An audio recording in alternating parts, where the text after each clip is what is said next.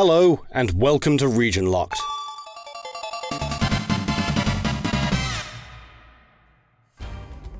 When the Wii was released in 2006, people were keen to learn about any new games that might see release with the unique take on a gaming console. Motion controls blew audiences away, changing the rules of what games are limited to. Today, we'll be looking at a game which was announced early on in the Wii lifecycle, but saw several delays before ultimately being dropped from publication in the United States. That game was Disaster: Day of Crisis. Disaster: Day of Crisis was released in 2008 for the Wii, developed by Monolith Soft and published by Nintendo in Japan, Europe, and Australia.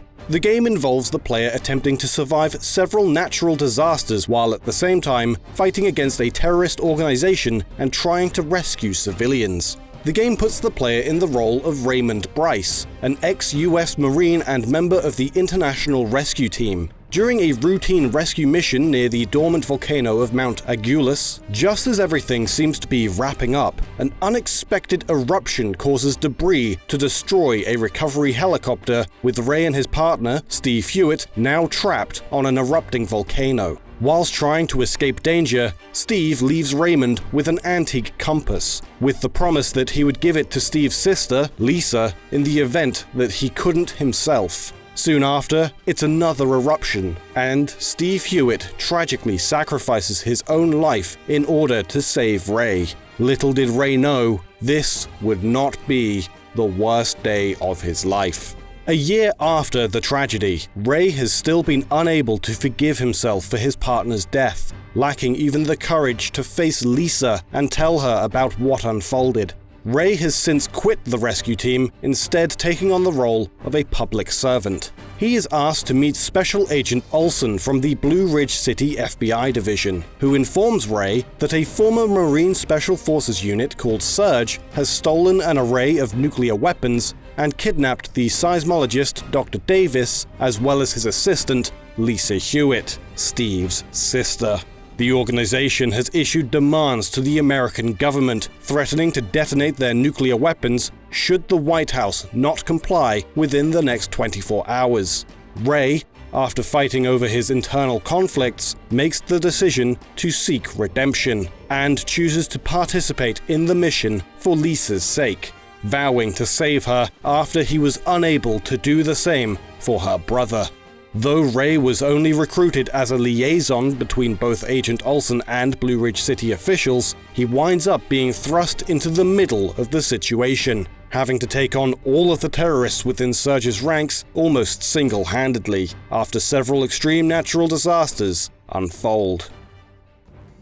Disaster plays in a variety of different styles throughout the adventure. With a total of 23 stages to play through, and several different goals throughout, the bulk of the game takes the form of a third-person adventure title. The player can move around environments, inspect items, and perform basic platforming skills. With the use of a stamina gauge, the player is able to sprint, and if the player catches fire, they must wiggle the remote and nunchuck. The player will have to traverse through dangerous terrain, so catching fire is to be expected. By shaking the Wii remote when a circular icon appears, the player is able to attack objects, opening new pathways, and obtaining items. The player can find a small selection of items, including ridiculously oversized hamburgers, meat, or drinks, which will be consumed immediately. Crackers and medicines can also be found, which will go into the player's inventory to be used at a later time.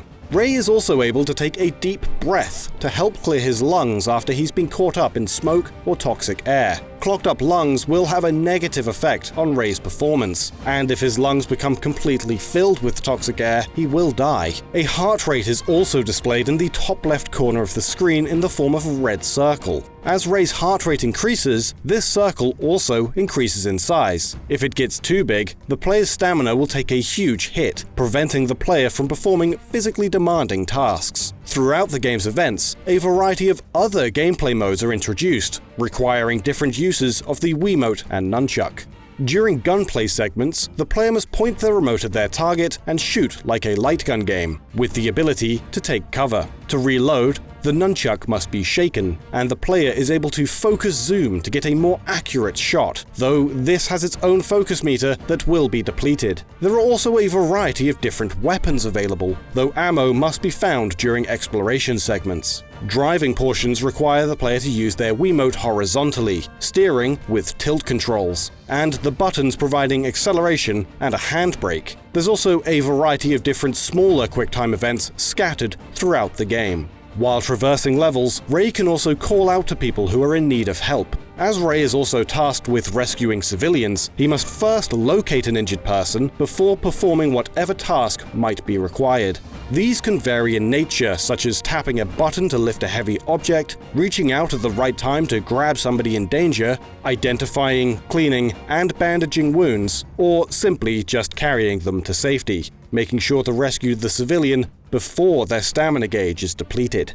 Survival points are rewarded based on the civilian's remaining stamina. The player is also able to find small icons which will also earn SP. By spending the player's earned SP, they can improve Ray's various stats, bolstering his abilities. Points are also rewarded separately for gunplay segments, which can be used to purchase new weapons or improve the player's current selection. Some weapons cannot be unlocked until a shooting range has been completed, testing the player's shooting skills. The player is also able to come across a variety of unlockable outfits for Ray, as well as additional weapons. After the game has been completed, a variety of new options are unlocked, including extra disaster files which explain more of the game's backstory, a final shooting gallery, movie and artwork galleries, and an alternate ending. An additional harder difficulty is also unlocked, called Real Disaster Mode.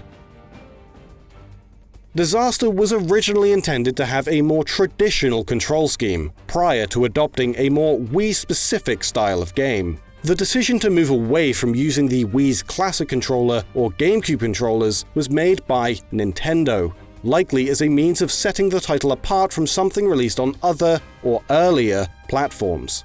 It may surprise some to learn that a lot of Disaster's animations, particularly with its cutscenes, make use of motion capture. Footage of the game's motion capture actors shows that a lot of the characters' stunts, like flying away from explosions, were all created using practical effects, with actors being attached to a series of wires and thrown around a room. When being brought to a Western audience, several lines of the game's dialogue were changed at the request of Nintendo of America. The company was allegedly unhappy with much of what had been created, and had the game's voice actors re-record revised dialogue. Prior to this request, the game's Western release was allegedly practically complete. These changes can be seen in the game's European release compared to its original Japanese dialogue, such as the terrorist organization being renamed, from Storm in Japan to Surge in Europe. Their name is Storm. Storm. Never heard of him. Their name is Surge. Surge. Never heard of him. Voice actors had already finished recording their lines with the organization under the name Storm, so they had to be called back to re-record. Another thing of note is the game's use of cutscenes. With many games, the introduction sequence will include snippets of the title, using existing visuals. But for Disaster, many of the shots which are referenced during the opening cinematic are clearly using higher quality assets than would appear in the final release. Why this decision was made, making later shots seem significantly lackluster compared to the initial presentation given to the player, certainly is strange. While Disaster wasn't released outside of Europe, Japan, or Australia, Raymond Bryce would appear in the United States over 10 years later, but only as a spirit within Super Smash Bros. Ultimate on the Nintendo Switch. In the early days of Disaster's development, plans for a North American release were put in place. The game was first demonstrated at E3 in 2006 in a non-playable video presentation. During this stage of development, only the classic controller was being utilized, with the title taking on a more action-oriented gameplay experience. A year after this demo, Monolith had reworked the game's interface in order to incorporate the system's Wiimote controller. Disaster Day of Crisis was initially set to be released very early in the Wii's launch window, but was severely delayed. Tadashi Nomura, one of the game's producers, puts this down to several issues. Firstly, the team had to come to understand the Wii hardware and what potential it held, and secondly, they weren't particularly familiar with anything but RPGs. After the 2006 announcement, more news was only revealed at E3 2007 during an interview with Nintendo of America marketing director Beth Llewellyn, who confirmed that the game was still in active development. In April 2008, Famitsu revealed a release date of July 3rd that year. But in May, Monolith announced that the game had been postponed indefinitely in order for the team to increase the game's quality upon its eventual release. August of 2008, and the Australian Office of Film and Literature Classification provided the game with an M rating, leading many to assume the game was close to completion. A week after this news hit, Nintendo confirmed, once again, that the game was still in development. Finally, the game's confirmed release dates were revealed: September 2008 for Japan and October for Europe. There is no single reason why Disaster never saw release in the United States, but rather the culmination of several problems. After the game was released in Japan, sales were exceptionally sluggish, selling only 15,000 copies in its first week. Nomura blamed poor sales within Japan as being the result of the region's playing habits. He argued that disaster movies and panic-based action were more popular with Westerners. Reviews were generally middle ground, or negative. This made it clear that the game would not be the shining success that both Monolith and Nintendo had hoped for. It would be a month later that the game would be released in EU territories, and this is when the Western world began to understand what the game had in store. During an Iwata Asks segment, Hitoshi Yamagami, the game's second producer, reiterated the team's struggles with an unfamiliar genre, and that they had already begun work on Xenoblade Chronicles before Disaster had been released.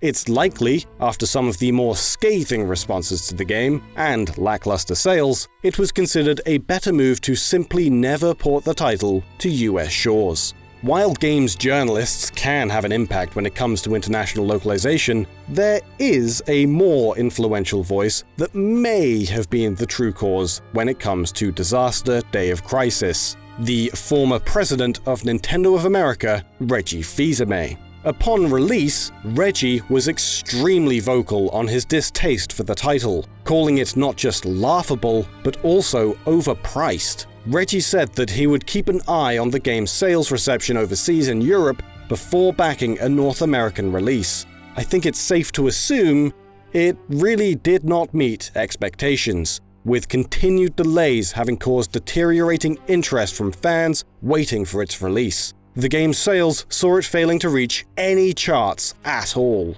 A shame, considering Monolith were keen to work on a sequel, already having several plans in draft. In general, Disaster Day of Crisis was not a blow-away, incredible adventure, but a fun romp with a few laughs scattered throughout. Not quite the cutting-edge, heart-pumping survival action that Nintendo had previously touted it as. He's here. Hi, are you Chad Barnum? Sorry to get you in here early. I'm Special Agent Corey Nelson. Please, have a seat. What do you need me for, sir? Maximilian Summers. Currently pushing papers for the Malcavio City Crisis Management Division. Former Clefairy, highly decorated for your service in the Petite Mew War. You were with the Three Master Gamers Rescue Team up to 1 year ago. But you resigned. After that you were scouted out by Everett Lathrop. You don't usually see people resign from the rescue team. That's not an Error 1355, right? No mistake. What about it? Around 6 months ago, a noted patron was kidnapped. He's the man in this photo. The results of the investigation indicate the professor was kidnapped by the remnants of Jerry Cherry Pie's Special Forces unit that was previously believed to be wiped out. Their name is the Natch. The Natch. Never heard of them. They're led by this man, Robert Cox, a former colonel. I'll be honest, we have no clue why they would kidnap the professor of seismology, but I intend to find out. We found their hideout, Jedistotl 7's house. We're requesting the cooperation of Vitus Varnus in dealing with this. However, there's another reason we specifically asked for you and your boy Beowulf. You specifically requested me? The professor's assistant was also kidnapped. She has an awesome jacket, dude.